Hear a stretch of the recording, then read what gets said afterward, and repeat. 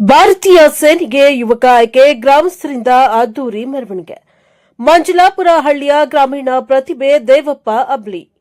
ಯಾದಗಿರಿ ಜಿಲ್ಲೆಯ ಹುಣಸಗಿ ತಾಲೂಕಿನ ಮಂಜಲಾಪುರ ಹಳ್ಳಿ ಗ್ರಾಮದ ಯುವಕ ದೇವಪ್ಪ ಅಬ್ಲಿ ಭಾರತೀಯ ಸೇನೆಗೆ ಆಯ್ಕೆಯಾಗಿ ಯುವ ಸಮುದಾಯಕ್ಕೆ ಮಾದರಿಯಾಗಿದ್ದಾನೆ.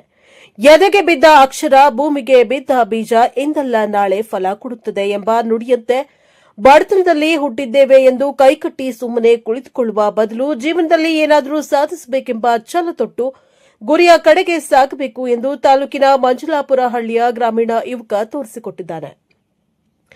ಅಗ್ನಿವೀರ 6ನೇ ಬ್ಯಾಚ್ ನಂಬರ್ನ ಇವರು ಎಎಂಸಿ ಸೆಂಟರ್ ಅಂಡ್ ಕಾಲೇಜ್ ಲಖನೌದಲ್ಲಿ ತಮ್ಮ ಟ್ರೈನಿಂಗ್ ಅನ್ನು ಮುಗಿಸಿದ್ದಾರೆ. ನಮ್ಮ ಹೆಮ್ಮೆಯ ಭಾರತೀಯ ಸೇನೆಗೆ ಆಯ್ಕೆಯಾಗಿ 7 ತಿಂಗಳುಗಳ ಕಾಲ ತರಬೇತಿ ಮುಗಿಸಿ ಮರಳಿ ಸ್ವಗ್ರಾಮಕ್ಕೆ ತೆರಳಿದಾಗ ಗ್ರಾಮದಲ್ಲಿ ಸಂತಸದ ಜೊತೆಗೆ ಹಬ್ಬದ ವಾತಾವರಣ ನಿರ್ಮಾಣವಾಗಿತ್ತು. ವೀರ ಯೋಧನನ್ನ ಅದ್ದೂರಿಯಾಗಿ ಬರಮಾಡಿಕೊಂಡ ಗ್ರಾಮಸ್ಥರು ಹುಣಸಗಿ ಪಟ್ಟಣದ ಮಹಾಂತ ಸ್ವಾಮಿ ವೃತ್ತದಿಂದ ಬಸವೇಶ್ವರ ವೃತ್ತದವರೆಗೆ ಬೈಕ್ ರ್ಯಾಲಿ ಮೂಲಕ ತೆರೆದ ವಾಹನದಲ್ಲಿ ಮೆರವಣಿಗೆ ಮಾಡಲಾಯಿತು.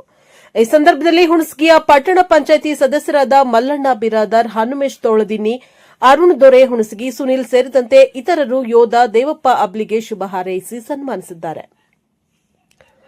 ನಂತರ ಮಂಜಲಾಪುರ ಹಳ್ಳಿಯ ಪ್ರಮುಖ ಬೀದಿಗಳಲ್ಲಿ ಮೆರವಣಿಗೆ ಮಾಡಲಾಯಿತು. ಗ್ರಾಮದ ಪ್ರಮುಖರಾದ ಪ್ರಧಾನಪ್ಪ ಮೇಟಿ, ಮಲ್ಲಪ್ಪ ಮೇಟಿ, ಚಂದಪ್ಪ ಬೈಚಬಾಳ, ವೆಂಕಟೇಶ್ ಬಿರಾದಾರ್, ಮಲ್ಲಪ್ಪ ಸಾಲ್ವಡ್ಗಿ ಸೇರಿದಂತೆ ಇತರರು ಸೇರಿ ಯುವಕನಿಗೆ ಸನ್ಮಾನಿಸಿದ್ದಾರೆ.